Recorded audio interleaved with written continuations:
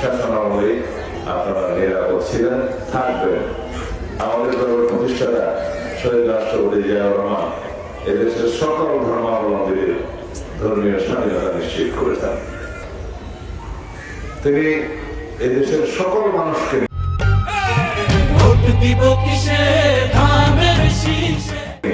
এই ভূখণ্ডের মধ্যে যারাই বসবাস করে তাদের সকলকে নিয়ে একটি জাতীয় পরিচয় দিয়েছেন আমাদের, যে আমরা কোনোভাবেই কোনো ভাষাভিত্তিক বিভক্তি চাই না, ধর্মভিত্তিক বিভক্তি চাই না। আমরা সবাই মিলে বাংলাদেশে এই ভূখণ্ডে যারা আছে, এটা আমাদেরকে একত্রিত করেছে, এই জাতিকে ঐক্যবদ্ধ করেছে। আপনারা স্বাধীনতার সময় এদেশের স্বাধীনতার পক্ষে ছিলেন, সনাতন ধর্মী ভাই বোনেরা, হিন্দু, বৌদ্ধ, খ্রিস্টান, আপনারা এদেশের স্বাধীনতার পক্ষে ছিলেন, আমরা স্বাধীনতার পক্ষে ছিলাম। আমাদের দলের প্রতিষ্ঠাতা শহীদ রাষ্ট্রপতি জিয়াউর রহমান এদেশের স্বাধীনতার মহান ঘোষক, সম্মুখ সমরে যুদ্ধ করে এদেশের স্বাধীনতা অর্জন করেছেন।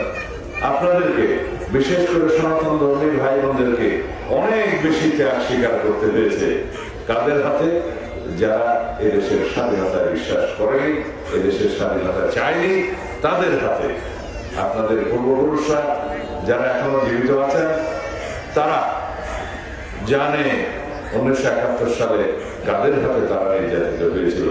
সেরকম একটি ধর্মভিত্তিক রাজনৈতিক দল আজকে নবরূপে নির্বাচনে দাঁড়িয়েছে। তাদের হাতে এই দেশের সকল নাগরিক নিরাপদ কিনা সেটা আপনাদের কাছে প্রশ্ন করে গেলাম।